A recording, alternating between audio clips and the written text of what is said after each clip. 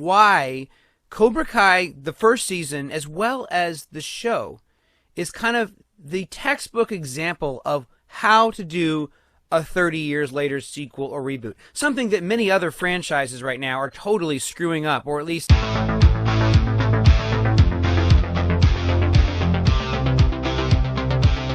Hello everyone, and welcome back to WAKA Geek Talk Radio. And today we're going to talk about Cobra Kai.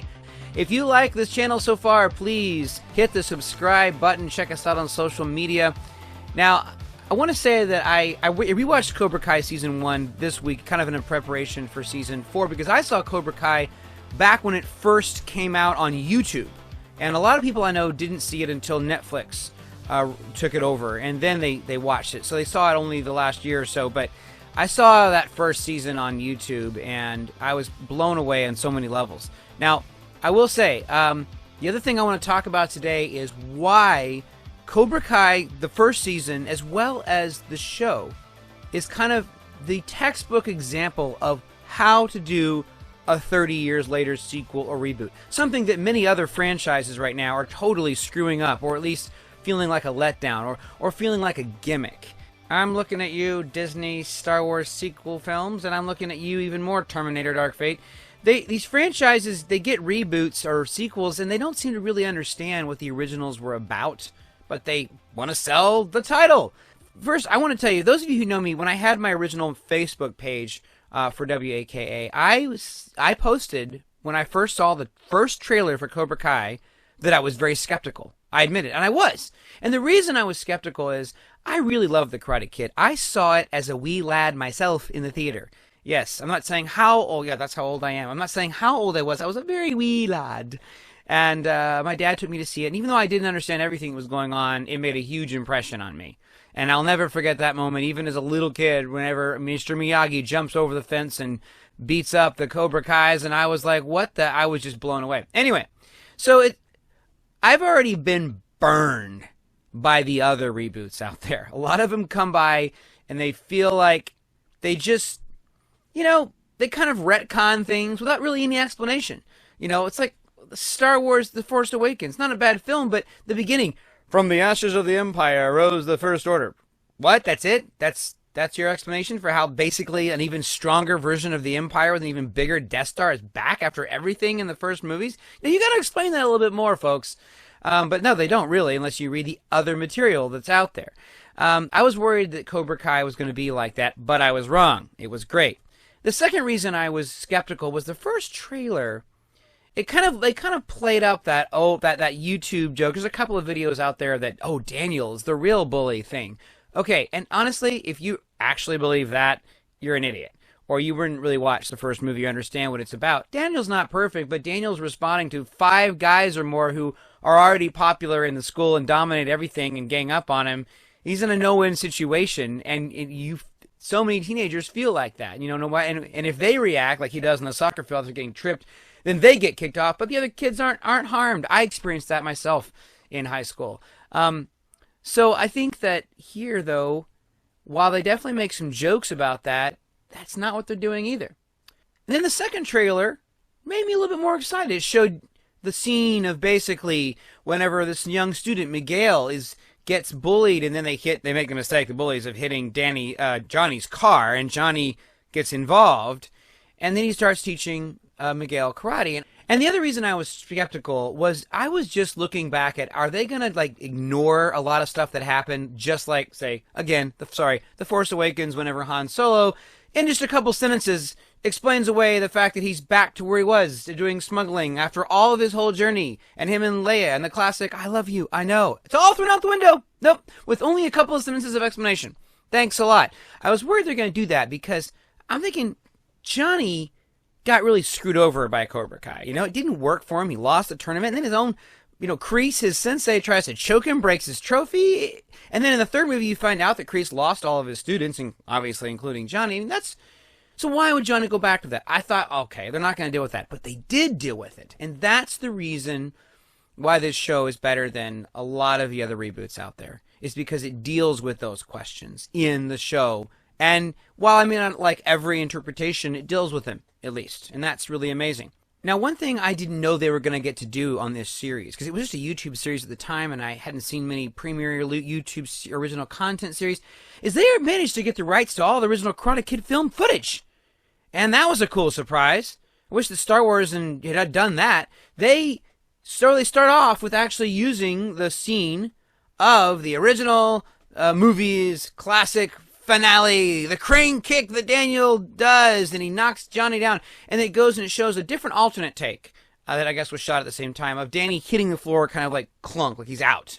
And then it cuts to 30 years later. He's still on the floor after a night of drinking, and he's still defeated as a person. And he never seemed to have gotten past this. And that's a really amazing transition. It's also tricky, because if you haven't seen Karate Kid in a while, you might not know that's not what actually happened. When Daniel kicks Johnny and Johnny goes down, he grabs his face and crawls along on his knees, but then he gets up. He doesn't like get knocked out. He gets up and he hands Daniel the trophy and even tells him, "You're all right, LaRusso." In other words, it's like Daniel earned Johnny's respect. So where did that go? Well, I think that wouldn't have made it as good of a transition, but they get to that point eventually. Now, again, the things that I was worried about, like, well, are they going to deal, if it's going to be told from Johnny's perspective, is it going to be a retcon? No, it is kind of a reinterpretation, but they give you a lot of Daniel's side of it as well. And that's what's actually cool. They show each of their flashbacks to different moments from the film, especially and most importantly after the first tournament when Kreese basically tries to choke out Johnny and breaks his trophy and throws him off the team. That was the moment where I'm like, they have to show and deal with that. You can't just wipe that away like it didn't happen, unless they were going to try to, negate the sequels, because that's something that the recent Halloween movie just did, or the one from a couple years ago, the new one. It erases every movie up to except for the first one, including erasing the second Halloween movie, which was still written by John Carpenter. So I didn't understand that. I don't like it when you retcon that far. No, this series takes all three of the original Karate Kid movies featuring Daniel as canon. That alone is impressive. Hardly any of the other franchises out there are doing that. They retcon everything. So anyway, this is not a retcon, but it is a reflection from a different perspective, which is Johnny's. But don't worry, again, like I said, they give Daniel's. Now let's start off with Johnny here. What's so good about this show is it doesn't try to make it like Johnny's some wonderful hero off the bat either. He's a mess. I mean, that's almost an understatement. His life's a mess. He's got an estranged wife and son. He can't seem to hold down a job, and he lives a pretty pathetic existence. But this is where Johnny, in a sense, gets redeemed, where he takes his life back in this show. But it's sure hard to get love from him. He's so fun because he's entertaining, but he's so politically incorrect. He's so clueless about so many basic things in society and decorum, and that it's almost painful, yet at times, if it wasn't so funny. And that's it. Basically, Johnny never really went anywhere with his life. Then they cut to Daniel. Daniel is doing good. He's a well-balanced person. He's got an honest car service that's one of the best in the valley. He's got a great wife. He's got kids. He's got a comfortable membership at the country club, kind of like Johnny's family used to have. And so while Daniel's still a great person, he's gotten a little comfortable, and he's forgotten some of what it was like to be down and out, I think. But he's always up for helping somebody. And that's good. If they tried to make Daniel an asshole in here, it would not have worked, because he's not.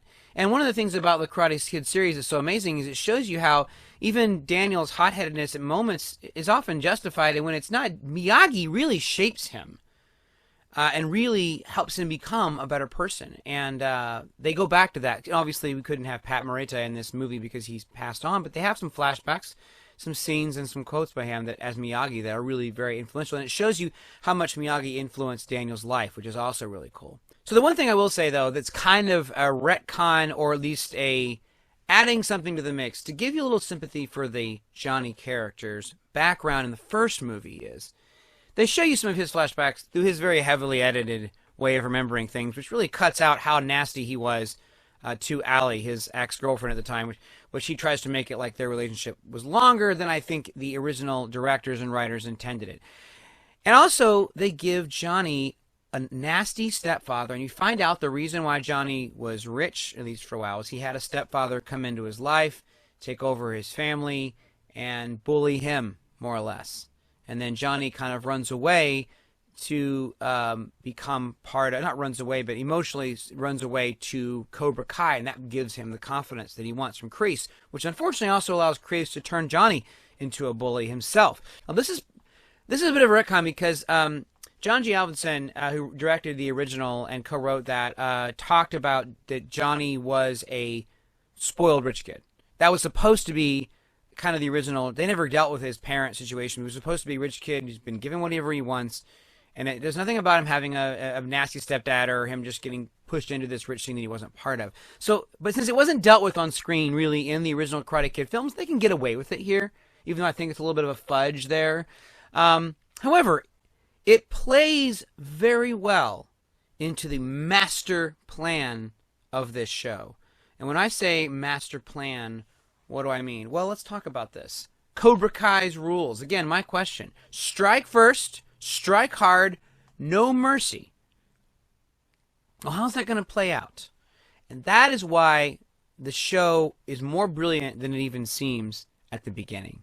Because it takes, like, Johnny's basically helping a kid named Miguel who's been bullied, and Johnny kind of rescues him from getting beaten up, mainly because the bullies hurt, damaged Johnny's car, not because he really cares about Miguel, but but he comes to care for him, even though he starts off being a terrible teacher to him.